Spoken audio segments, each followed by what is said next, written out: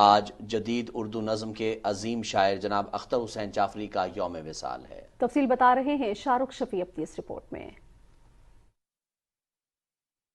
میں اپنی صدا سے ڈرنے والا، بارش سے سفال بھرنے والا، میں کون سوال کرنے۔ اختر حسین جعفری 15 اگست 1932 کو ضلع سسلی ہوشیارپور میں پیدا ہوئے۔ آپ نے ابتدائی تعلیم وہیں سے حاصل کی اور پرائمری کا امتحان میں اسکالرشپ حاصل کیا۔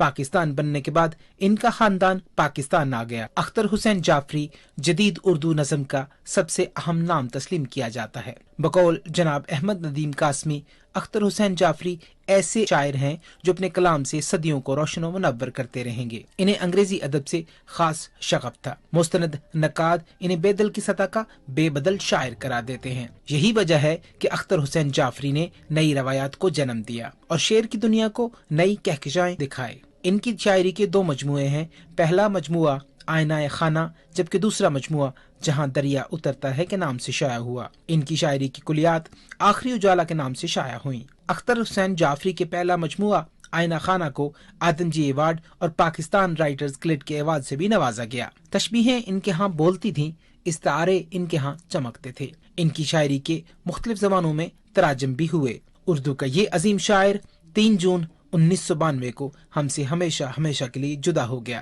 انہیں 2002 میں حکومت پاکستان کی طرف سے پرائڈ آف پرفارمنس سے بھی نوازا گیا۔ شاہ رخ شفیع، PTV نیوز، اسلام۔